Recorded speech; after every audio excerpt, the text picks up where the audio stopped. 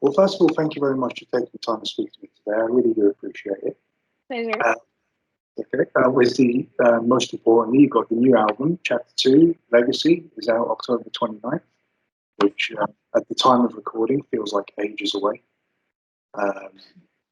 But I've waited this long for the second album. I can wait a few more weeks. What would you say makes this different from Monarchy? The songwriting process was very different. So the end result will, I mean, is, I was gonna say will be, but I already heard it. So is as well.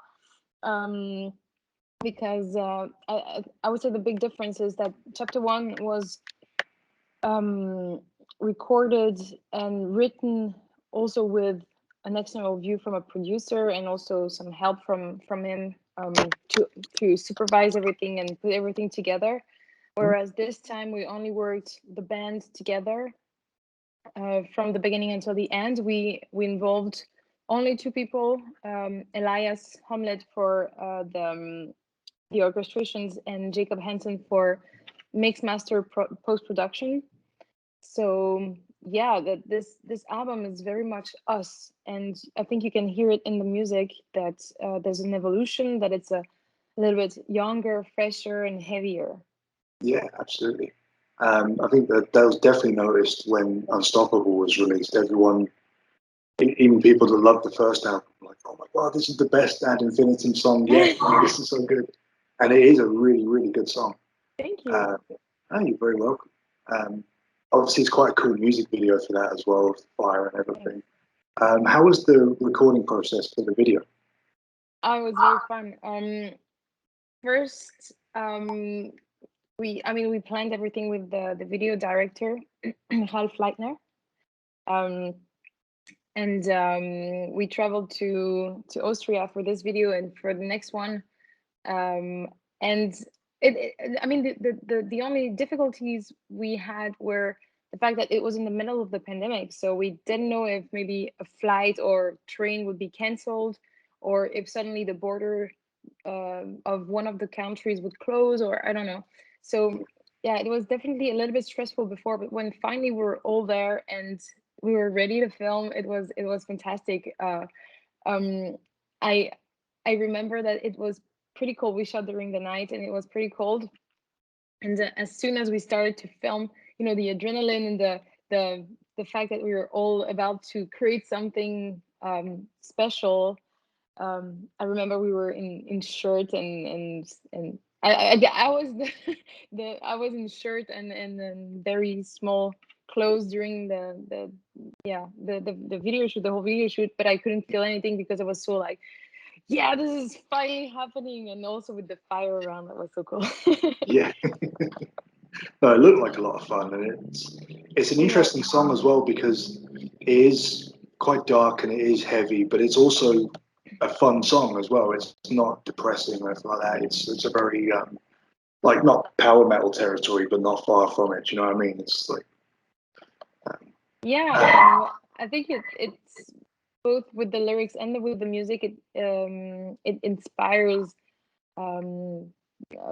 courage and hope, and it's very uplifting. Yeah, I agree. And you know, the title says it all, really. So, sorry?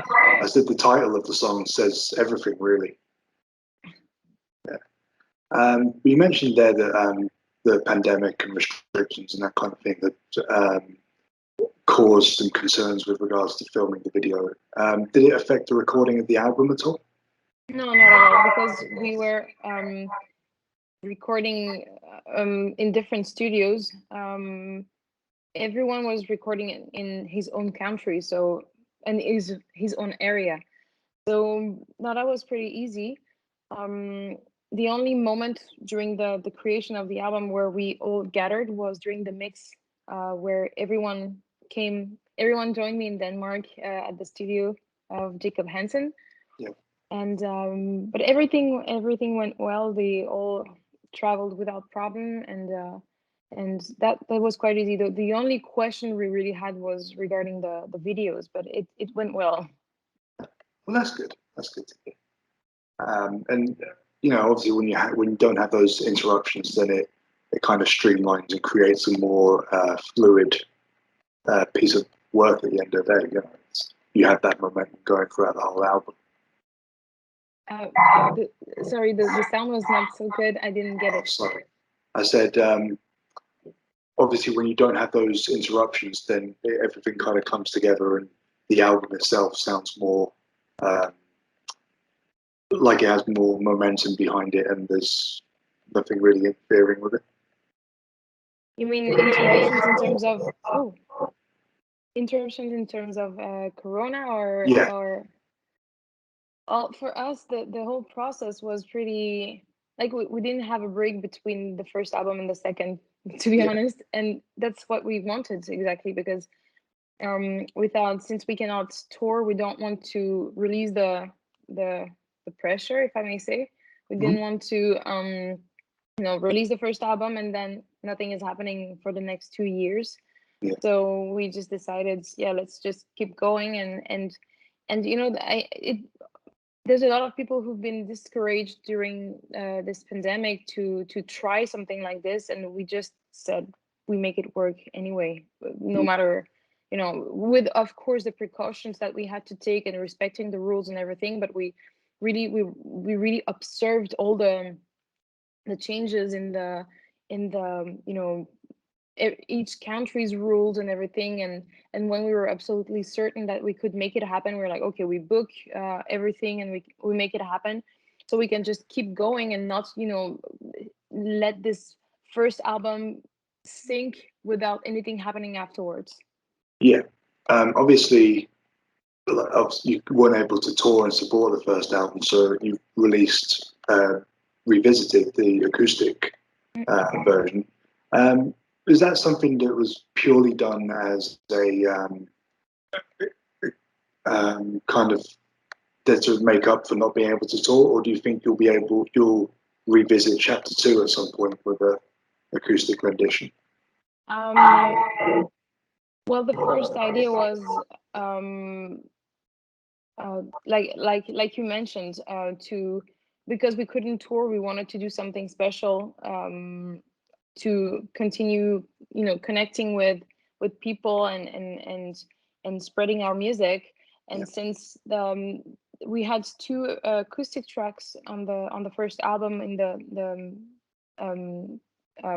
digital version we had two bonus tracks, which were acoustic, and people received them pretty well. So we thought, also I think there were quite a few people asking, oh, are you going to do it with the rest of the album? So we decided, okay, we have some time, we have tours getting canceled, let's just do it. There was this question like, do we do the entire album or do we do just a few songs and then we continue writing the next album, and then we just did the entire album and then continue writing the second one. cool.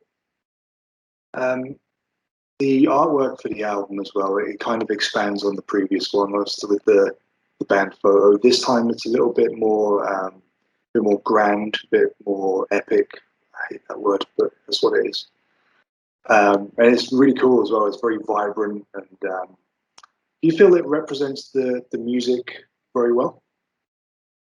Yeah, I think it represents the evolution of our music and also of the band. Um, there's, I think, if you we didn't make this comparison, but if I compare right now the two artworks, the second one, you can see much more details, you can see much more stuff happening, and it pretty much represents what's happening inside the album, like in the songs of the album. There's there's a lot more happening. There's a lot more details there, and we also took more time to create everything, including the artwork, including the whole you know concept of all the music videos that we shot, and thinking about what we would do, the promotion, also contacting the right people. So I think even though it was not meant to be directly like a statement of the work we've done, I think it kind of represents uh, it with very well. Good. Good. What I like about it is how the band members are kind of above that, like flame aspect to it. So it is like rising from the fire of everything that's kept you back from promoting Ad Infinitum so far. It's like, well, now we're above that. We're ascending, if you like. So that's how I see it. Right? That's pretty cool. I didn't think about it that way, but it's very interesting. Very much. Obviously, you've been involved in loads of bands and projects over the years, and I think those people that aren't too familiar with Ad Infinitum would have known you from your work with Rage of Light. And obviously, you made the decision to leave Rage of Light to focus on Ad Infinitum. Was that a difficult decision at all? Yeah, it was a difficult decision, and we already talked about it one year before we actually made the decision.